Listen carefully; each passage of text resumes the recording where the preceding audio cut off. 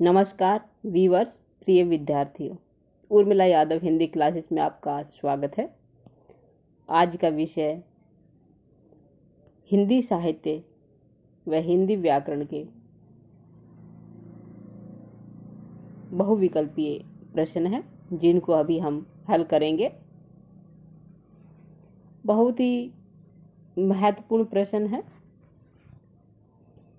परीक्षा में आते रहते हैं इस तरह के प्रश्न। अतः इनको ध्यान से सुने और वीडियो को अंत तक अवश्य देखें। साथ ही एक जानकारी आपके साथ शेयर करना चाहूँगी।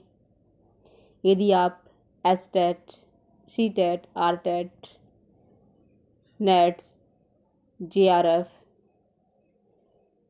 एनवीएस, केवीएस, DSSS, बीआरपीएससी की तैयारी कर रहे हैं, तो आपके लिए एक पुस्तक लिखी है मैंने, हिंदी साहित्य वस्तुनिष्ठ प्रश्नोत्तर। बहुत ही अच्छी पुस्तक है। ऐसी पुस्तक है जिसमें हिंदी साहित्य से संबंधित लगभग समग्र जानकारी उपलब्ध है। बहुत ज़्यादा संख्या में हर विषय से संबंधित बहुविकल्पीय प्रश्न दिए गए हैं। साथ ही अभ्यास के लिए प्रश्न पत्र है। और एक महत्वपूर्ण विशेषता पुस्तक की ये है कि चाहे वो उपन्यास हो, कहानी हो, नाटक हो, निबंध हो, आदिकाल हो या भक्तिकाल, रीतिकाल, आधुनिक काल, सभी से संबंधित संक्षिप्त जानकारी, लेकिन गागर में सागर भरने वाली जानकारी।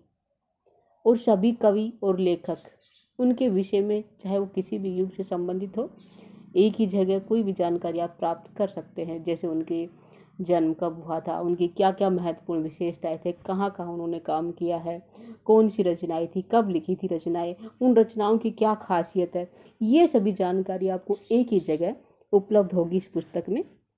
यदि आप इस पुस्तक को एक बार पढ़ लेते हैं, संपूर्ण पुस्तक को, कंप्लीट पुस्तक को यदि आप पढ़ के अपनी परीक्षा में बैठते हैं, तो आप 100% अपनी परीक्षा में सफल होंगे, मात्र एक पुस्तक को पढ़ने के कारण।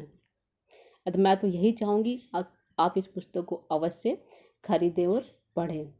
पुस्तक को प्राप्त करने के लिए आप संपर्क कर सकते हैं 9873930334। इस नंबर पर आप व्हाट्सएप कर सकते हैं, कॉल कर सकते हैं।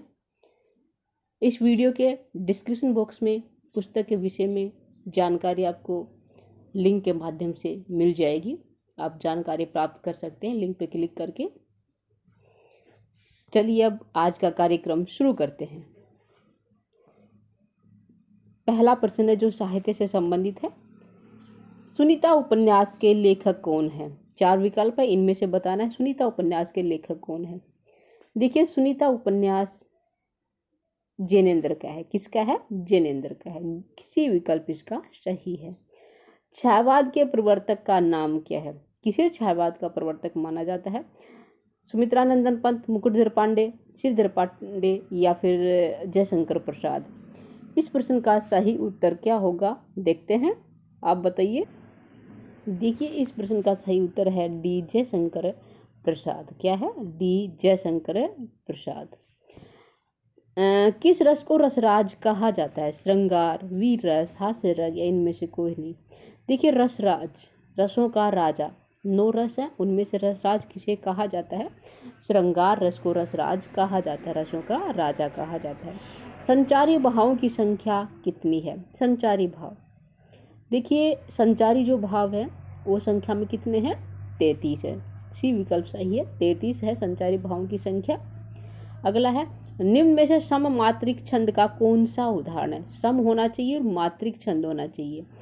देखिए, सम मात्रिक छंद यानी कि जिसमें मात्राओं की संख्या सम हो, ऐसा छंद कौन सा है?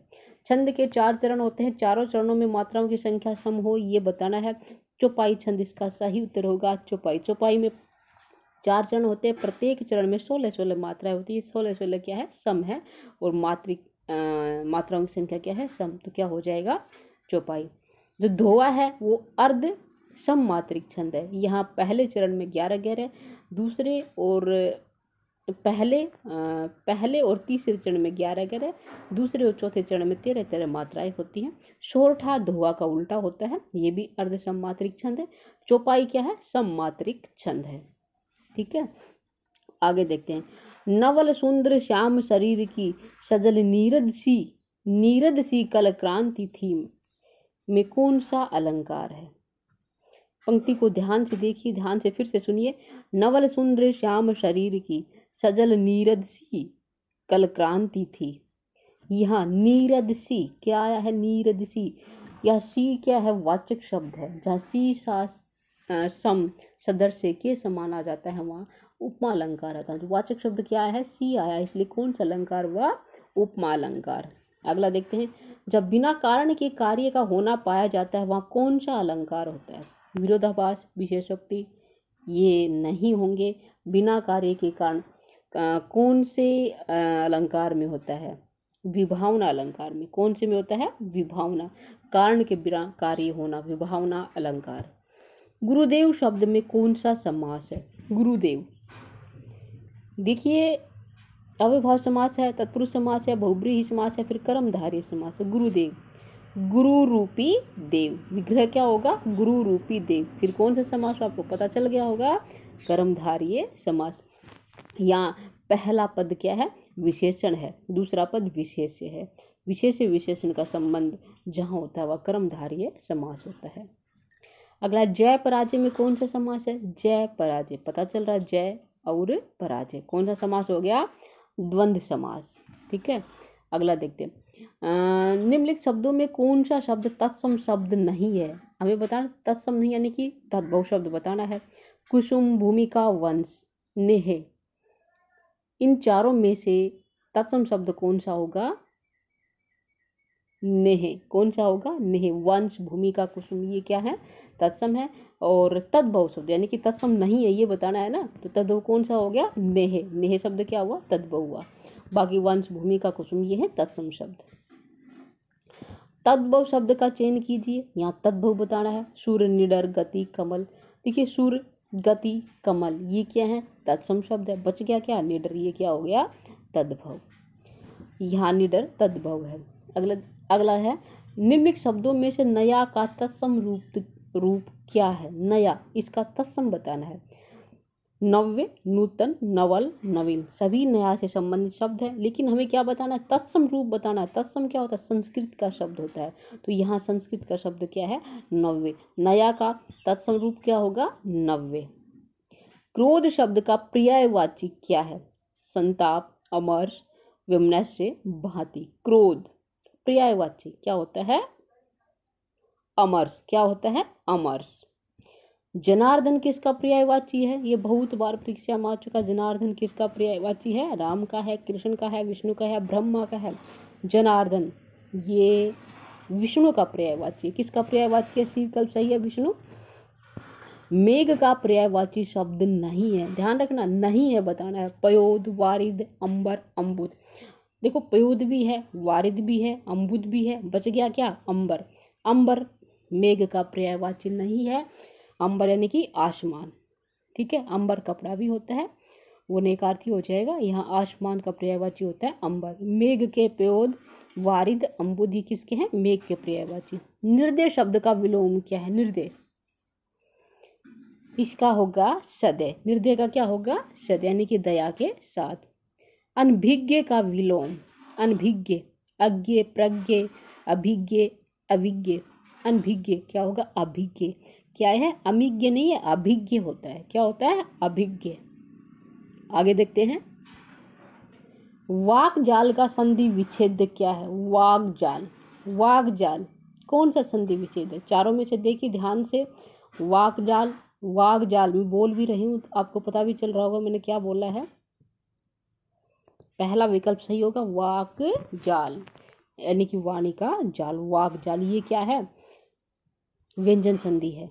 व्यंजन संधि में पहला नियम लागू होता है कि जब प्रथम वर्ण के बाद किसी वर्ण का तीसरा चौथा वर्ण आ जाता है, या ये र ल व है आ जाते हैं, या कोई स्वर आ जाता है, तो प्रथम वर्ण अपने वर्ण के तीसरे वर्ण में परिवर्तित हो जाता है। तो यहाँ क्या होगा? वाक जाल, वाक प्लस में जाल का क्या हो जाएगा? वाग जाल। अगला है पावन शब्द का सही संधि विच्छेद है पावन। ध्यान से देखिए, इनमें पावन का कौन सा होगा? पै प्लस में अवन होगा, या पा प्लस में अवन होगा, या पाव प्लस में अन, या पो प्लस में अन। क्या होगा? पऊ प्लस में अन। ये अयादि संधि है, पऊ प्लस में अन। क्या होगा? पऊ प्लस में अन। यदि कौन सी संधि है? अयादि संधि। स्वर संधि के जो 5 भेद है उन्हीं में से अयादि संधि है, पऊ प्लस में अन, पावन। ठीक है, अगला देखते हैं। साग बाग दिखाना मुहावरे का अर्थ क्या है? बाग में घूमने जाना, साग सब्जी पैदा करना, प्रलोभन देना, भयभीत करना। देखिए, साग बाग दिखाना, हम किसी को साग बाग दिखाते हैं, अर्थात क्या करते हैं? प्रलोभन देते हैं। क्या होगा? प्रलोभन देना। सही क्या होगा? प्रलोभन देना। चिकना गढ़ा होना, चिकनी चुपड़ा होना, समृद्ध होना, निर्लज्ज होना, मृदुभाषी होना। चिकना गढ़ा क्या होगा? निर्लज्ज होना। जिसको किसी प्रकार की कोई लज्जा ना हो उसको क्या बोलते हैं? चिकना गढ़ा बोलते हैं। वृत्तनी की दृष्टि से शुद्ध शब्द कौन सा है? अनुषांगिक, अनुषांगिक, अनुषंगिक, अनुषांगिक। देखिए, यहाँ एक जैसे शब्द लग रहे हैं, कौन सा सही है मैं ये बताना, ध्यान से देखिएगा। सारे एक जैसे हैं, कौन सा सही करें, कंफ्यूज हो गए हैं। सही विकल्प क्या होगा? सी विकल्प सही है, अनुषंगिक। अनुषंगिक प्रसंग के अनुसार एक बात के बाद दूसरी बात कहना। जो प्रसंग चल रहा है उसी से संबंधित दूसरी बात कहना, यानी कि अनुषंगिक होता है। अनु क्या होता है? अनुषंगिक। सही विकल्प क्या है? अनुषंगिक। ठीक है, ये बिल्कुल शुद्ध है वर्तनी की दृष्टि से। अगला है, वर्तनी की दृष्टि से शुद्ध शब्द का चयन कीजिए। यहाँ भी अनुग्रहित है, अनुग्रहित है, अनुग्रहित है, अनुग्रहित है। अनुग्रहित यानी कि कौन सा शुद्ध है ये बताना है। बी विकल्प सही होगा, अनुग्रहित, अनुग्रह के साथ। बी विकल्प बिल्कुल सही है। जिसका इलाज न हो सके, इसका उपयुक्त शब्द क्या होगा? असाध्य, दुसाध्य, साधनहीन या श्रम साध्य। जिसका इलाज न हो सके ये बता। देखिए क्या होगा? जिसका कोई इलाज न हो, असाध्य। क्या होगा? असाध्य,